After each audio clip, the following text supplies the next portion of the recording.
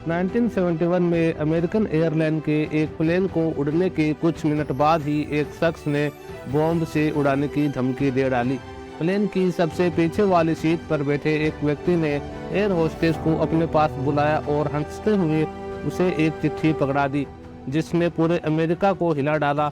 वह पैसेंजर कौन था और अब वह जिंदा है या मर गया, पिछले 50 सालों से अमेरिका की सबसे पावरफुल एजेंसी भी अभी तक इसका पता नहीं लगा पाई। तो चलिए जानते हैं इस अनसोल्व्ड मिस्ट्री के बारे में। उससे पहले आप हमारे चैनल को सब्सक्राइब जरूर कर दें। यह आपके लिए फ्री है पर मेरे लिए बहुत इंपॉर्टेंट है। चलिए शुरू करते हैं। इस स्टोरी की शुरुआत 24 नवंबर 1971 में पोर्टलैंड के एयरपोर्ट से हुई थी। एक व्यक्ति आया जो बिल्कुल बिजनेसमैन की तरह लग रहा था। उसने पोर्टलैंड से सिएटल का टिकट बुक कराया और सीधा प्लेन में चला जाता है। उस टाइम पर अमेरिका में डोमेस्टिक फ्लाइट पर कोई भी चेकिंग नहीं हुआ करती थी, ना ही पैसेंजर का सामान चेक किया जाता था, ना ही पैसेंजर की आइडेंटिटी वेरिफिकेशन। यह plane North West Orient Airline का बोइंग 727 था। इस प्लेन का सफर सिर्फ 45 मिनट का था। काला चश्मा पहने और काला ब्रीफकेस लिए यह डेन कूपर नाम का यह पैसेंजर प्लेन में अपनी पसंद की सीट पर जाकर बैठ गया, जो जहाज की सबसे आखिरी सीट थी। जिसने अपने लिए ड्रिंक ऑर्डर की और सिगरेट पीने लग गया। प्लेन में सब कुछ नॉर्मल चल रहा था और ठीक 2:58 पर फ्लाइट टेक ऑफ कर जाती है और फिर डेन कूपर पीछे मुड़कर पीछे बैठी एक एयर होस्टेस को एक एनवलप देता है। उस लेटर को पढ़कर वह चौंक जाती है। उसमें लिखा था, मिस, मेरे पास बॉम्ब है और मैं चाहता हूं कि आप मेरे बराबर में आकर बैठ जाए। एयर होस्टेस उसके पास आकर बैठ जाती है और डेन कूपर अपना ब्रीफकेस खोलता है, जिसमें कई डायनामाइट्स थे। मतलब प्लेन हाईजैक हो चुका था। डेन कूपर की 3 डिमांड थी। उसे शाम 5 बजे से पहले $2 लाख कैश, 2 पैराशूट के बैग, एक रिफ्यूलिंग ट्रक रेडी चाहिए था। इसके साथ उसने ये भी बोला कि अगर कोई भी गलती हुई तो मैं बॉम्ब से प्लेन को उड़ा दूंगा। इस प्लेन में 35 और पैसेंजर सवार थे, जिन्हें इसके बारे में कुछ भी खबर नहीं थी। ये अमेरिका की हिस्ट्री में होने वाला पहला प्लेन हाईजैक था। इसलिए लोकल अथॉरिटी और FBI ने सारी डिमांड पूरी करने का फैसला किया। FBI को लगा कि डेन कूपर उनसे ज़्यादा दूर भाग कर नहीं जा सकता। प्लेन को 45 मिनट में ही सिएटल में लैंड करना था और वो अगले 1.5 घंटों तक एयरपोर्ट के चारों ओर चक्कर लगाता रहा। उन 35 और पैसेंजर को बताया गया कि टेक्निकल प्रॉब्लम की वजह से लैंडिंग में प्रॉब्लम आ रही है। फिर सिएटल नेशनल बैंक से $20 के 10,000 नोट निकाले गए, जिनके सीरियल नंबर नोट कर लिए गए थे और 2 पैराशूट भी मंगवा लिए गए। फिर 5:45 पर जहाज को लैंड करवा दिया जाता है और डेन कूपर को पैसों से भरा बैग और 2 पैराशूट दे दिए गए और प्लेन को रिफ्यूल भी कर दिया गया था। फिर डेन कूपर ने 35 पैसेंजर और 2 फ्लाइट क्रू को प्लेन से उतरने की परमिशन दे दी और पायलट और 2 फ्लाइट क्रू को प्लेन में ही रहने के लिए कहा और फिर प्लेन दोबारा टेक ऑफ कर जाता है। डेन कूपर ने प्लेन को मेक्सिको सिटी जाने के लिए कहा, जो कि 3200 किलोमीटर था, पर फ्यूल की वजह से वहां जाना पॉसिबल नहीं था। फिर पायलट ने डेन कूपर को रिफ्यूलिंग के लिए 2 ऑप्शन दिए, एक था रिनो और दूसरा फिनिक्स। डेन कूपर ने रिनो फाइनल किया। 2 फाइटर जेट जहाज का पीछा भी कर रहे थे, पर प्लेन की स्पीड कम होने के कारण वो प्लेन के चारों ओर ही चक्कर लगाते रहे। रात का टाइम था, प्लेन रिनो की तरफ टेक ऑफ करने ही वाला था तो डेन कूपर ने पास में बैठी एयर होस्टेस को कैप्टन के पास जाने को कहा और वो चली जाती है। केबिन के पास जाकर एयर होस्टेस पीछे मुड़कर देखती है तो डेन कूपर अपनी कमर पर पैराशूट बांध रहा था।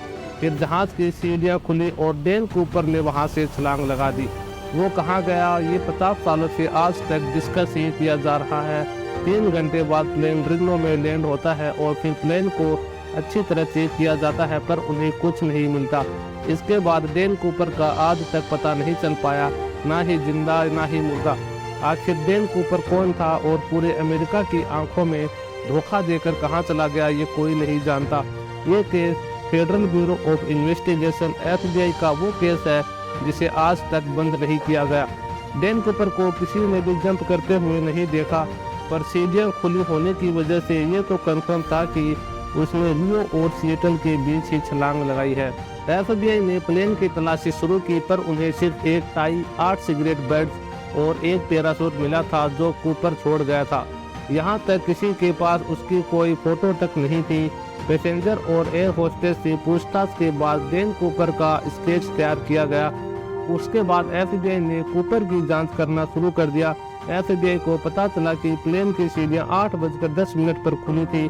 टाइमिंग के हिसाब से कूपर की जंपिंग का एक सर्च एरिया डिफाइन किया गया। यहाँ 45 वर्ग किलोमीटर का एरिया था जो घने जंगलों और पहाड़ों से घिरा हुआ था।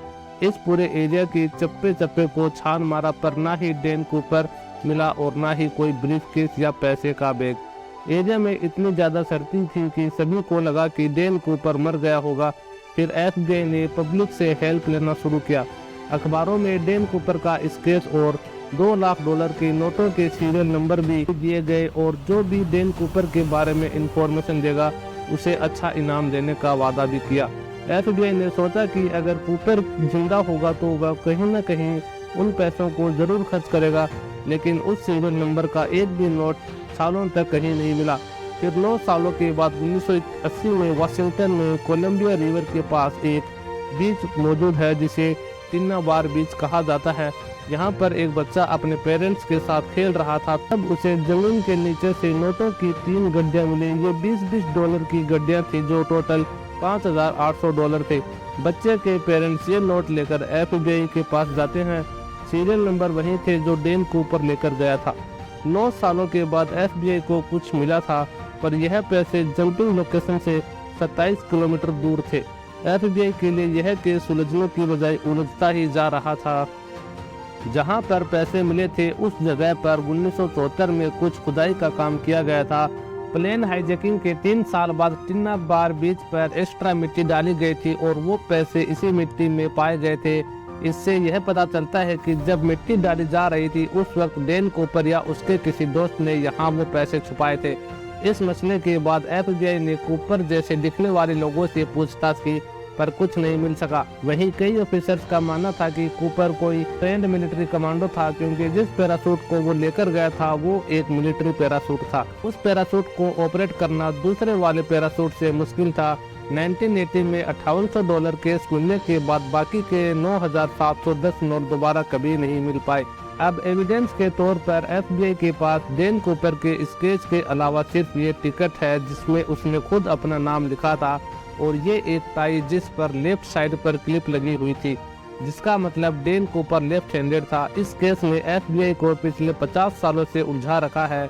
आज भी एफबीआई की साइट पर इस केस की कई डिटेल्स है और इस केस की फाइल आज भी खुली हुई है और यह एक मिस्ट्री केस है जो पिछले 50 सालों से एक मिस्ट्री ही बना हुआ है। तो दोस्तों, आपको इस मिस्टीरियस केस के बारे में क्या कहना है कमेंट सेक्शन में जरूर बताना और इसी तरह की अमेजिंग इन्फॉर्मेशन वीडियो के लिए आप हमारे चैनल को सब्सक्राइब और वीडियो को लाइक जरूर कर देना। मिलते हैं अगली वीडियो के अंदर।